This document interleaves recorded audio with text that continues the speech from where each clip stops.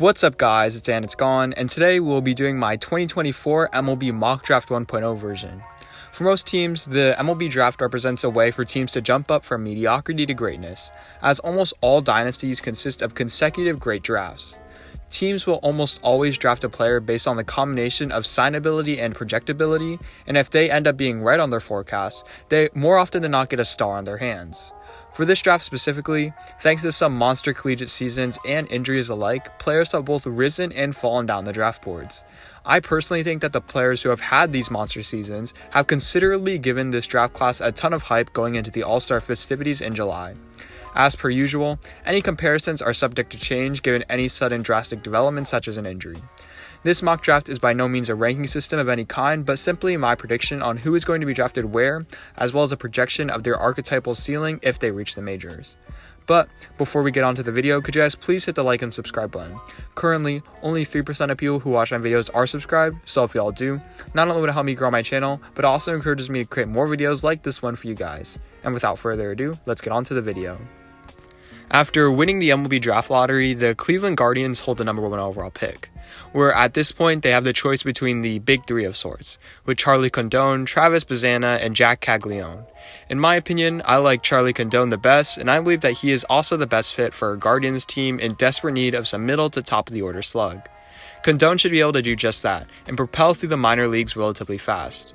And going into the season, Condon likely would not have been in the conversation for first overall, but breaking the modern era college baseball home run record, while also hitting .452, .567, 1.063 for a 1.63 OPS will boost the stock of any player. At 6'6", Condon already has the frame to be an above-average power threat in the major leagues, and at 216 pounds, there's still more room to generate some more power in there. He's an advanced hitter already, and excels at hitting breaking balls just as much as the fastball, so I don't doubt that there will be any struggle adapting to professional hitting. Due to his size, sheer raw power, and sneaky athleticism for a guy of his height, batting from the right-hand side, his easy comp is Yankees outfielder Aaron Judge. The Reds, despite not getting the first overall pick, could also be considered winners of the draft lottery after jumping up more than 10 spots considering how they finished last year. At this point, they are able to choose between the last two of my S-tier players, and they go with second baseman Travis Bazzana out of Oregon State. There are some concerns about where Bazzana will play long-term in the Reds' crowded infield, but Bazzana is led by his bat, and if he hits well enough, they will find a spot for him. If it weren't for Condon, Bazzana would have the spotlight as the man having the monster collegiate season. However, this doesn't discredit his own monster numbers in their own right, hitting .429, .587, .963 for a 1.551 OPS and 26 home runs for himself. Scouts definitely see Bazzana as a more well-rounded hitter, while Condon and Caglianone are more known for their sheer power. Bazzana has a compact swing that generates nice raw power, as well as enough speed to contend for a 30-30 season every year from the second base position, and there's not a lot of second basemen in today's league who have the hitting profile like Bazzana. In terms of production, both on the batter's box and in the field, he reminds me a lot like Ketel Marte, but his swing from the left-handed side is a lot like Christian Yelich's. The Rockies now enjoy the luxury of having the player that fits best with their team fall straight into their lap with two-way player Jack Caglianone. At 6'5", Caglianone showcases exceptional left-handed power, rivaled only by Condon, leading Division I with 33 home runs in 2023, and has significantly improved his plate discipline in 2024. He's defensively solid at first base, and his offensive prowess is preferred by scouts over his pitching, despite his impressive pitching arsenal, which includes a triple-digit fastball and a new 90-mile-an-hour cutter. He does struggle with command at times, but the thing I like about Caglianone to the Rockies is that he has some time to let him simmer in the minor leagues and experiment with the rigors of being a two-way player professionally. Then, when their window opens in a couple of years, the Rockies can make the decision with a ton of data as to if Caglianone will be remaining as a two-way player, or will he focus solely on one of the two. Personally, if I had to choose, I would like to see him hit over pitch, but it will be interesting to track his development over time. Obviously, the easy comps here are Shohei Ohtani, but the raw power he possesses reminds me a lot like Matt Olson from the first base position, and on the mound, he's a lot like Garrett Crochet. The Athletics at 4 now have their choice at a bevy of A-tier prospects, and in this mock draft they end up taking the first high school player off the board in Connor Griffin, whom many scouts see as having the highest ceiling in the entire draft, as a true 5-tool player who can contend for 30-30 seasons at a very young age. Griffin, standing at 6'4" and 205 pounds, has a major league frame with the potential for more power. Despite some timing issues with his right-handed swing due to his size, he demonstrates good strike zone control and consistent contact. He has exceptional bat speed, strength, and leverage, suggests that he can develop into a 30 home run power hitter as he refines his ability to drive the ball into the air. He pitched a little bit in high school, with his fastball ranging in the mid-90s, and although he won't be staying on the mound for the A's, the arm strength helps me immensely in the field, where scouts project him as a plus defender at shortstop and a potential gold glover in center field. At only 18 years old, he is by no means a finished product, but has the tools to be a superstar in every facet of the game. His ceiling is immense, and he can give Mike Trout levels of production if all breaks right. The White Sox are in desperate need of some middle-of-the-order slug, and it just happens to line up with their best player on the board left, so they select Nick Kurtz, a first baseman out of Wake Forest. Kurtz emerged as a top hitting prospect after batting .344, .498, .695 with 39 home runs in his first 2 collegiate seasons. And despite a slow start and a 2-week absence due to his shoulder injury, he made a dramatic comeback, hitting 14 home runs in 9 games, including 6 and 7 at-bats. As is shown, he has good power, and especially when he gets on a roll, he can become unstoppable at the plate. While one could argue that there's no one tool that Kurtz specifically excels at, he is a complete hitter with excellent strike zone control, the ability to handle all types of pitches, and has no real significant weaknesses. He should be able to shoot up the minor leagues fairly quickly, assuming he stays healthy, and on the White Sox, he could be their next Jose Abreu. The Kansas City Royals, in desperate need of long-term pitching help, take the first pitcher off their board and lefty Hagen Smith out of Arkansas, who himself is having a monster season, leading D1 in ERA with a 1.65 mark and striking out over 17 batters per 9 innings. Smith has a good frame for a pitcher at 6'3" and at 195 pounds, there's room to add a couple more pounds of muscle and increase consistency and velocity. Currently, though, Smith throws a fastball at 94 to 97 miles per hour, occasionally topping 100, enhanced by a deceptive and unique delivery that adds riding action. His other pitch is an 83 to 87 mile per hour slider with sweep and depth, effective against both righties and lefties, which he can also modify into a 90 mile an hour cutter. Additionally, he also uses an upper 80s splitter that, despite control issues at times, shows promising tumble when well executed. Smith's unconventional delivery from a 3/4 arm slot adds to his deception, but can also hinder his ability to consistently throw strikes, especially his breaking pitches. His low quarters arm slot and pitch mix makes his fastball especially deceptive though, and reminds me a lot like Shota Imanaga, but with much more velocity. The St. Louis Cardinals usually love to draft toolsy players, and I don't see that stopping with this selection, taking outfielder Braden Montgomery out of Texas A&M. Originally more of a contact hitter in high school, Montgomery has transformed into a power hitter in college. A switch hitter with strength and a quick, aggressive swing from both sides of the plate, he excels specifically as a lefty, with his plus power going to all sides. As a righty, he tends to pull the ball a little bit more, leading to some weaker contact and areas for exploitation. Despite improving his plate discipline, he still struggles with swinging and missing at strikes and handling breaking balls. With average speed and exceptional arm strength that racks up into the upper 80s, Montgomery is best suited for right field. He fits perfectly in the Cardinals organization and is a lot like Tyler O'Neill, but with a bit less speed and more arm strength. We'll see what the Angels do in this spot, and that I can legitimately see them taking either Chase Burns or J.J. Wetherholt. In this case, due to their historical pattern of selecting pitchers, I think that they'll select Burns, who this season has posted a 2.63 ERA in 89 innings, with an absolutely insane 169 strikeouts over that same time period. Burns throws his fastball in the high 90s, however, its lack of any movement and spotty location make it deceptively weak despite its velocity. His tight slider and upper 80s pitch is his best pitch though, boasting a 60% swing and miss rate over the past 2 seasons. He also has a plus 80s curveball and a changeup that he needs to rely on more if he wants to turn into a frontline starter. He has a history of good strike throwing and has enhanced his overall command this spring, but he'll need to refine his fastball location at the next level in order to stick in the rotation. There's a lot of hype though due to that slider, in which I've only seen Jacob deGrom have a better combination of fastball slider.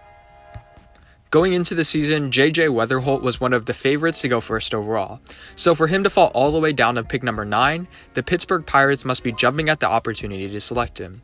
Wetherholt has the potential flexibility to basically play anywhere on the infield barring first base, but I most likely see him being a big body second baseman or a sure-handed third baseman with speed. Wetherholt's main calling card, however, will be his elite offensive potential. He's got a smooth left-handed swing that stays in the zone for a long time and generates gap-to-gap power to all fields. And unlike many other young left-handed hitters, Wetherholt has displayed a willingness to use the whole field instead of just using his pull side, and with time will generate power to all fields similar to Corbin Carroll. However, I don't see him challenging home run leaderboards, and hitting 25 bombs a season will probably be his best. Nonetheless, he's still a valuable hitter, and barring the positional questions, we have an all-around complete player. After J.J. Wetherholt, there's likely another teardrop after the first 9 go off to the board. However, Bryce Rayner, a shortstop out of Harvard Westlake High School in California, is challenging that notion to make it a Big Ten. Rayner, standing at 6'3" and weighing 195 pounds, possesses a robust physique and has an impressive array of tools. Despite previous swing issues, he now consistently generates hard contact from the left-hand side of the plate, demonstrating power potential. His discipline at the plate, coupled with the ability to drive the ball to all fields, suggests further offensive growth and an advanced approach for someone his age. Defensively, Rayner's agility and speed have dispelled concerns about his position, excelling at shortstop with a strong arm that transitions seamlessly across the infield. Scouts constantly drop comparisons to Corey Seager due to his fluidity at shortstop combined with a great bat from the left-handed side. He's a special prospect that the Washington Nationals would love to have. The Tigers would definitely be discouraged to not have any of the top 10 players fall to them in this position, but they have the luxury of picking from a slew of different players that all have relatively similar grades. In my opinion, I like catcher Caleb Lomavita out of California to go in this spot. Known for his unusual right-handed swing mechanics, he unconventionally generates significant power and drives the ball to all fields.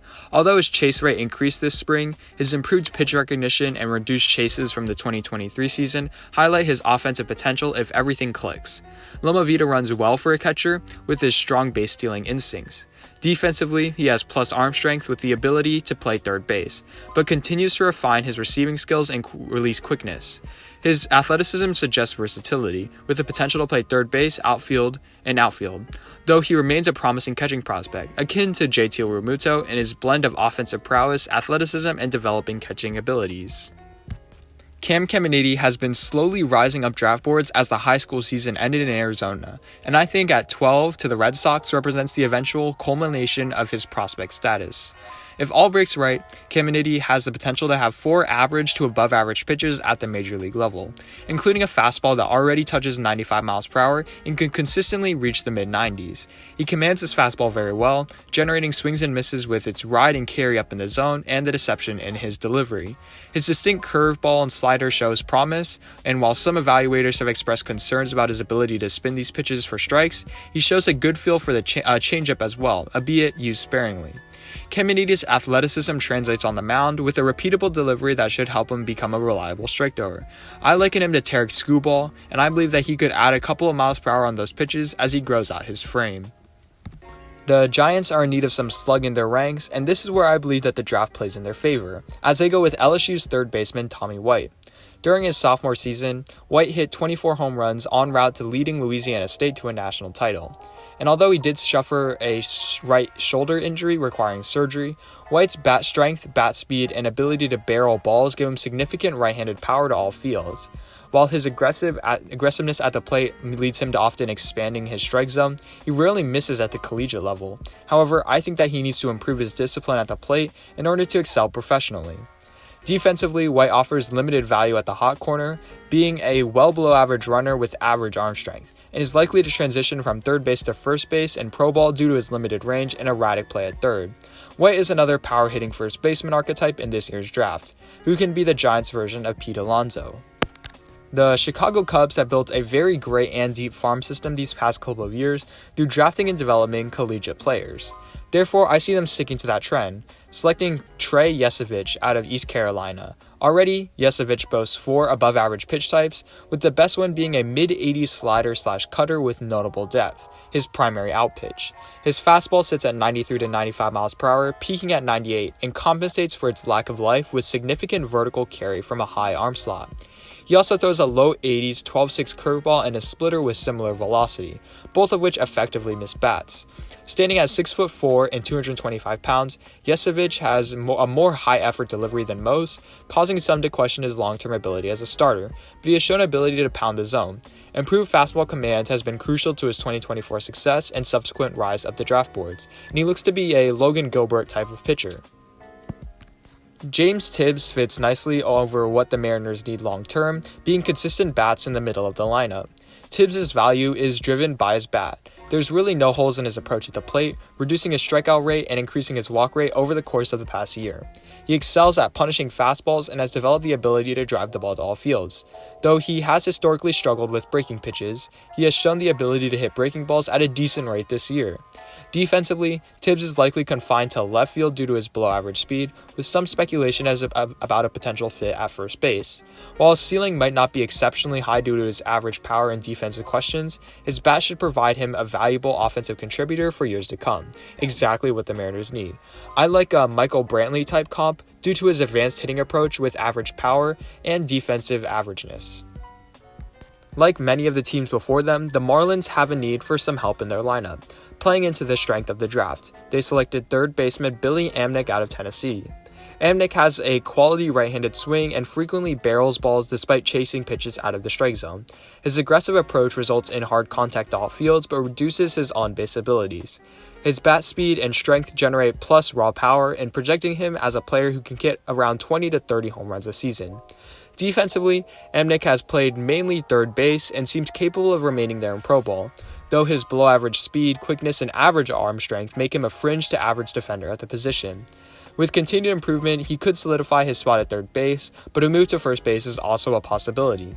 A fitting major league comparison for Amick might be Patrick Wisdom, known for his power, aggressive approach, and strikeout issues, as well as an ability to play both corner infield positions. Slugging third basemen and corner outfielders seem to be what this draft class is very deep in, so the Brewers are likely to get some value here by dipping into that pool, selecting third baseman Cam Smith out of Florida State. After looking overmatched as a freshman, he improved significantly over the course of his time at Florida State, reducing his miss rate from 29% to 19%, more effectively unlocking his power. Speaking of which, at 6'3" and 220 pounds, Smith has a strong athletic build, which should lean nicely into some nice raw power. Smith's athleticism also makes him a threat on the base paths, as well as the potential to be a very good third baseman at the next level, thanks to his strong arm and athleticism. His improved performance at the plate and solid defense have made him a rising prospect over the course of this year.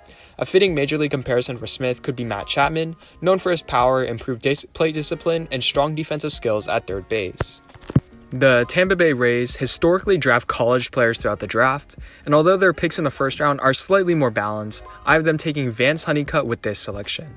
At one point considered the frontrunner for the number 1 overall pick, Honeycutt has had strikeout issues this season that has turned him into a polarizing player among scouts.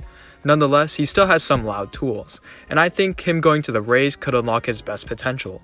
Despite having a compact right-handed swing and not chasing pitches out of the zone at an alarming rate, he needs to refine his pull-heavy approach and improve against breaking balls and changeups. Standing at 6'3" and 205 pounds, Honeycutt generates well above average raw power through his bat speed, strength, leverage, and loft. His speed and instincts make him a base-stealing threat and a potential gold glover in center field, where his plus arm strength also stands out there. His future success hinges on refining his hitting approach to complement his impressive physical tools. He remains a boomer-bust prospect, with his tools alone reminding me a lot of Byron Buxton.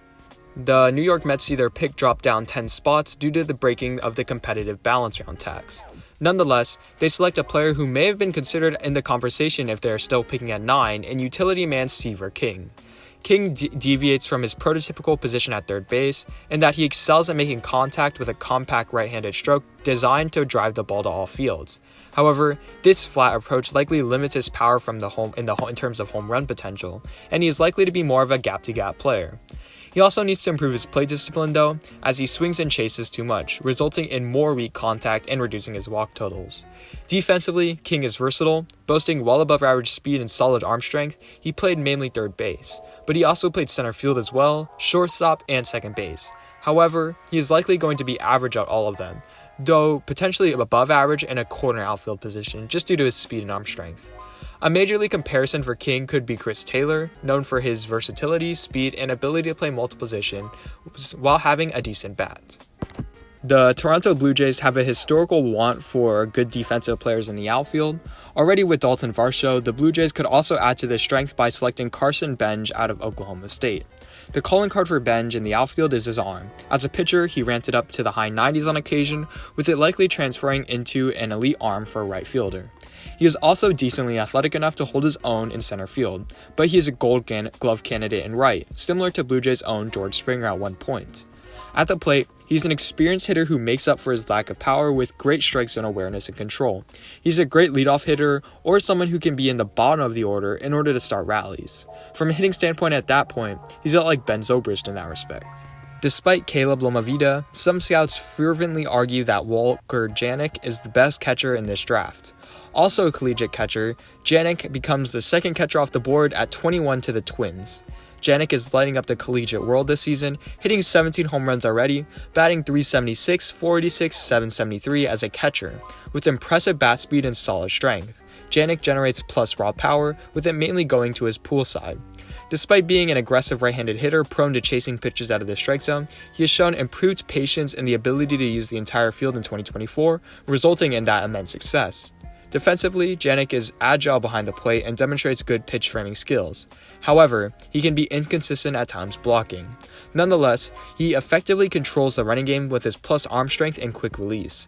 A major league comparison for Janek could be Gary Sanchez, known for his powerful bat and arm strength behind the plate, despite occasional defensive lapses. The Orioles have created a farm system masterclass thanks to their ability to develop high school position players and pitchers alike.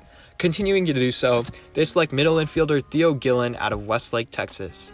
Gillen would most likely be higher in this draft if it weren't for his plethora of injuries suffered throughout his short career, with both a knee and shoulder injury hampering his stock.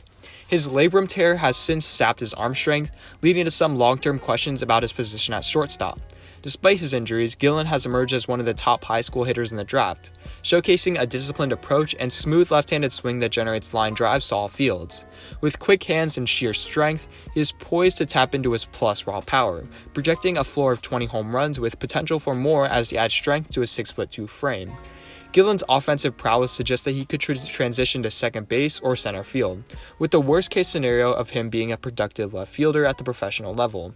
I see him as a left-handed hitting DJ LeMahieu due to his contact abilities and positional versatility.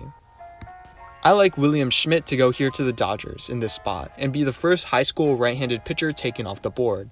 With the Dodgers, Schmidt has the luxury to have one of the best player development staffs throughout his time in the minor leagues. He may have the best stuff in the draft. At 6'4" and 180 pounds, he already has a fastball that hits in the high 90s and a powerful 12-6 curveball that represents his primary outpitch. He's developing a changeup which he will likely need to improve if he wants to stick it as a starter, but he already has two solid pitches. Control-wise, he's solid, but he can be inconsistent at times, and I wonder if he has the long-term potential as a starter, but he has ace-like stuff for sure. He can definitely add more mass to a 6'4" frame, improving velocity, and be a Tyler Glasnow type pitcher for the Dodgers if all goes well. Kellen Lindsley is another high school prospect that is oozing with potential, but is definitely going to need some time marinating in order to refine his tools. A perfect combination with the Braves' excellent development staff. Simply put, Lindsay's best tool is his premium speed, which should see him in conversation for stolen base titles given consistent playing time. Likewise, his short right-handed swing is designed for contact, consistently driving line drives at the middle of the field. And while he might not project as a power hitter, he has the frame to generate more power, and this year has altered his approach to generate more poolside power. Lindsay exhibits solid strike zone awareness, displaying good swing decisions and patience at the plate, although he has yet to face advanced pitchers at a consistent rate. Defensively, his polish has notably improved, making a strong case for him to remain at shortstop with his least average arm and ample range, though I could see a movement to center field relatively early in his career thanks to his blazing speed. Right now, he reminds me a lot of a right-handed Victor Scott II for the Cardinals, with that blazing speed of course. The San Diego Padres are another team who saw their pick drop down 10 spots, and I think that they can get similar value through selecting a high school pitcher, similar to what they did with Lesko by selecting Ryan Sloan out of Illinois. Sloan has a fastball that sits in the mid to high 90s, but can ramp up into the high 90s in certain spots. He's a very complete pitcher already, despite his young age, with a great slider and changeup that generate excellent rotation and confidence. While he might not be one of the pitchers to post amazing strikeout numbers, he has shown the durability and consistency to be a middle to high-end starter, and has shown a lot of polish at such a young age. I see a lot of Zach Wheeler in his game, and if the Padres are able to sign him out of a Wake Forest commitment, they got themselves an intriguing young prospect who can eat innings at an effective rate. Herangelo Sinje represents an intriguing prospect as a switch pitcher, and I'd love to see him in a Yankees uniform. Despite being a natural lefty, scouts view Sinje's right-handed side as the more polished of the two, with Marcus Stroman comparisons from that side. From the right side, Sinje's fastball averages 93 to 96 miles per hour with some sink, as well as a mid to high 80s sweeper and changeup. As a lefty, he's more of a gadget pitcher in my opinion, who throws from a low quarters arm slot. Though his fastball from that side still ranges in the low 90s with a mid-80s slider. From either side though, Sinje would have represented an interesting prospect that would likely go into the top 3 rounds. However, the possible allure of having a switch pitcher definitely boosts his stock. And for my own selfish desire to see a switch starting pitcher for the Yankees, I sure hope that he does switch as a switch pitcher. In that case, his left-handed side reminds me a lot of Ryan Yarbrough. Brody Brett represents an intriguing prospect for the Phillies here at 27. At one point, he was held in top 5 conversations with comparisons to Paul Skeens. However, command issues throughout the season have caused his stock to fall pretty dramatically. Nonetheless, the stuff that draws comparison to Skeens is still there. Brett's 2 main pitches, his fastball and his slider, are excellent, with the fastball ranging in the high 90s and consistently touching triple digits, also displaying some nice rise, and a slider that sits in the high 80s with sweeping action. However, he is yet to develop a full arsenal that is needed for a starter, with his only other notable pitch being a splitter that still needs some work. His lack of a pitch repertoire, combined with some command issues, threaten his long-term viability as a starter. But if he can fix those issues and develop his splitter, he has the stuff to be one of the best righties in the league. The Houston Astros are beginning to get a bit older and need an injection of young talent in order to sustain their success. At this point, I like them selecting Bryce Cunningham out of Vanderbilt. The calling card here is Vanderbilt's fastball, sitting in the mid-90s and peaking at 97. He has pinpoint location with it and it exhibits nice riding action. This complements his standout swing and miss changeup and upper 80s pitch with significant drop, and his effective sweeping mid-80s slider as a third offering. Cunningham may be one of the more MLB-ready pitching prospects in the draft due to his good command of all of his pitches and consistent delivery. Cunningham's profile here reminds me a lot of Kevin Gausman. For Slade Caldwell to fall here to Arizona at 29 would be a match made in heaven. Caldwell represents the mold as an athletic, smaller skill position player that Arizona has been targeting ever since Mike Hazen became GM in 2017. With hope, Caldwell becomes the next Corbin Carroll, although Caldwell's speed is not as game-changing, but still well above average. Caldwell utilizes a quick left-handed stroke and compact strike zone to excel at getting on base. While not known for power, he possesses an impressive bat speed and sufficient strength to contribute 15 or more home runs per season. Caldwell's aggressive playing style and well above average speed make him a threat on almost every base path, enough to steal 30 or more in a season. Defensively, Caldwell's ability to cover ground in center field make him a very good candidate there, although he could probably be moved to left just fine, but has a below average arm. He remains a Jacoby Ellsbury, Corbin Carroll type of player there. And with the last pick in the first round, the Rangers select catcher Malcolm Moore out of Stanford. The main question that comes from whether the Rangers see Moore as a catcher long term, and if they do, then this should be a no-brainer of a selection. However, I don't believe that his bat is good enough to warrant a first-round selection as a first baseman or DH only. From the catching position, he has a sheer hitting ability to be a top 10 catcher in the game, and the power to hit around 15 to 20 home runs in a season. He's an advanced hitter behind the plate, but his catching abilities are to be desired. With average block abilities and a fringe arm, right now he looks like a left-handed Mitch Garver type of player, fringe catcher, fringe DH / backup catcher. Well, thank you guys so much for watching. Remember, if you enjoyed, please like, share, and subscribe, and comment down below new video ideas. If this video gets a lot of hype, I'll turn out my mock draft 2.0 in like a month or so, but it all comes down to if you guys enjoyed it. Or if you guys have a trade video that you want me to do, I can also do that one. Check out my other videos, like and comment and subscribe, and I'll see you guys in the next one.